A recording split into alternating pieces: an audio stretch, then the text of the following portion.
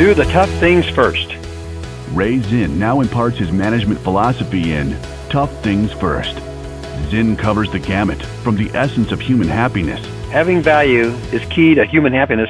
to the downside of venture capital for entrepreneurs. Venture capital can be the antithesis of entrepreneurial spirit. The essence of entrepreneurial discipline.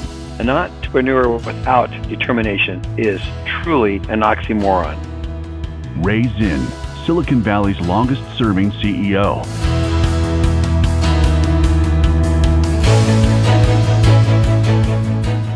Well, we have a special treat today. New York Times best-selling author Greg McKeown, the author of Essentialism, The Disciplined Pursuit of Less, is going to interview Ray Zinn. They're going to talk about discipline, self-discipline, and how doing less actually leads to doing more.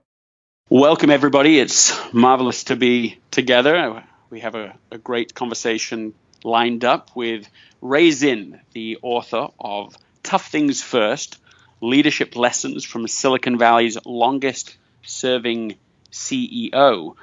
And with a title like that and with a legacy like that, there's a conversation that I really think will be valuable for everybody involved here today. And the theme that is most curious to me is what kind of routines were you able to put in place to help that kind of longevity, and also over those years, how were you able to make sure that the most important things got done?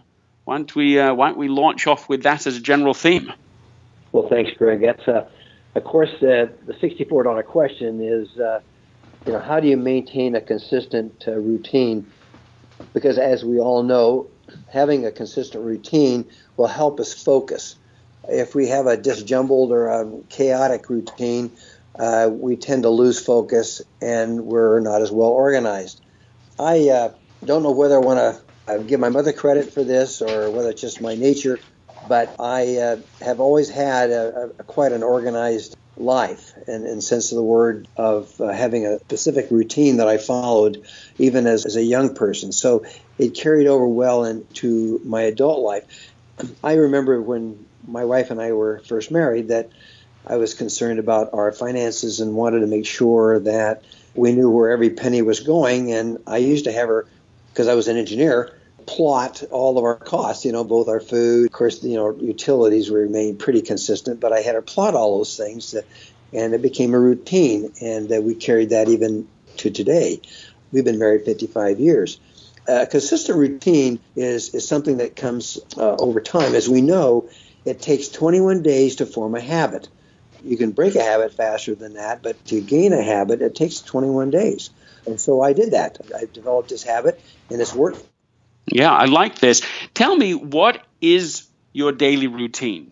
Or at least what was it over these years of the CEO and founder of McKeown? What was your daily routine?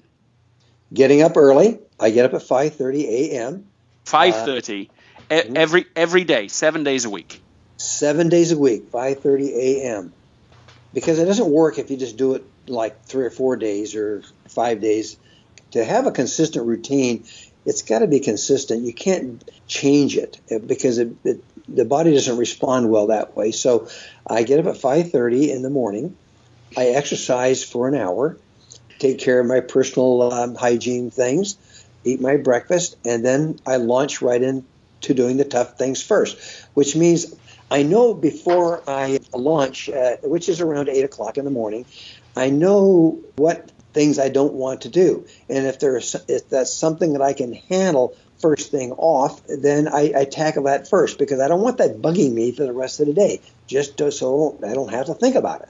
Doing the tough things first, to me, means get rid of all those agonizing, dumb things that you just dread doing. Get them out of the way. Get them done first. Yeah, get them done first. And when you do, you'll find that the rest of your day goes much smoother. So I want to come back to something you said a moment ago, this idea of I don't do it 3 or 4 mornings a week. I do it 7 mornings every single day, because I think a lot of people listening will say, yeah, but surely, one a day, once or twice a week, you're not going to make it up at 5:30. In fact, let's just start on this. I think some people listening will say, come on, Ray, surely once or twice a week or once or twice a month you don't do it. Is it 100% of the time, or is it 90% of the time for you? Well, okay, I'm not going to say it's 100% because there are some times when, because of some family issue or some other personal thing that comes up, that causes me to stay late. If I end up having to take somebody to the hospital, or if I've got some emergency that I got to deal with that lasts way into the evening, then yes, I still want my 7 to 8 hours sleep. And so I will then modulate that time so that I still get my 7 to 8 hours. So I'm not so locked into that 5:30 that I won't be flexible. Over the 30, you can correct me, ish years that you were CEO of McKeown, what percentage of those years were you up at 5:30, across the whole period of time?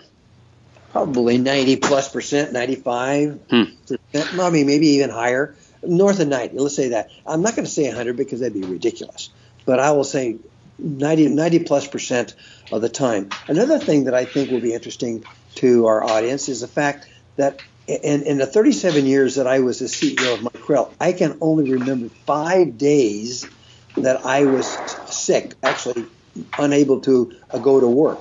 5 days out of 37 years. Now that's unusual too, wouldn't you say, Greg? I do. I would say it's unusual, and I think it's very curious. So, what do you subscribe that to? How were you only able to miss 5 days? I don't even know what the percentage of that, but it's obviously 99th percentile above. So there are some people that, of course, there's different health levels and different reasons, but there's a lot of people that it seems like 5 days a year more is normal. How do you explain that? Well, again, we're trying to make some things that are not normal. In other words, if you're just normal, then you're going to just be a normal life. You're going to be, normal activities. I was trying not to be normal. I was trying to set the example. And so unless I was physically unable to go to work, I go to work. They say, don't bring your health issues to work. And I say, baloney. As long as I take care not to spread my germs, then I think I can go to work as long as I can function. And rather than stay home and say, I've got this little headache or I've got this little sniffle, I'm just going to call in sick. I think that sets the wrong precedence in one's life. You basically are saying that your default position was, I'm going. I mean, it's like a strong default position. Unless there's a very good reason, a really strong reason not to go, I'm there. Same idea for 5:30 in the morning. Unless there's a very good reason, there's sort of an exception to the rule, I'm doing it. Now, let me ask you this. What has this done for you? Let's get this idea of routine and this consistency over so long. What has it done for you? What are the benefits? Why should I or anybody else subscribe to the same disciplined routine? Well, because it goes to the fact that I don't want to minimize my personal life or my family's life because of my business. So it helped me be more focused so that I didn't have to spend 80 hours a week at work. And because I wanted to have time for my church, for my family, for my personal life.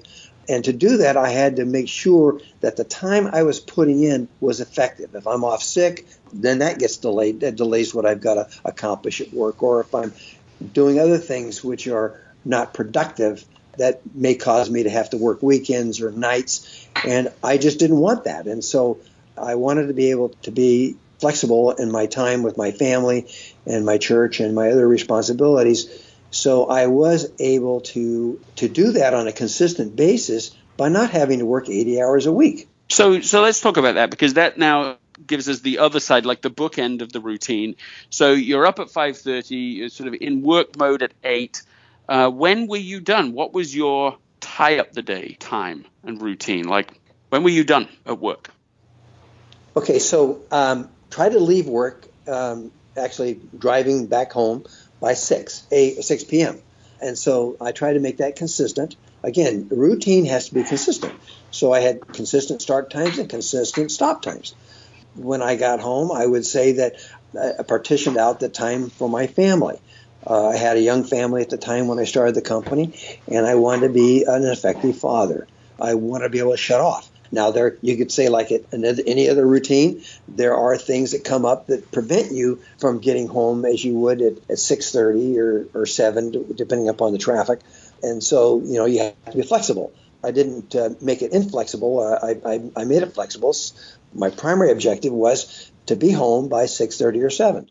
That was the intent for you. And talk to me about this. I seem to recall that one of the parts of your routine was to bring a packed lunch to work.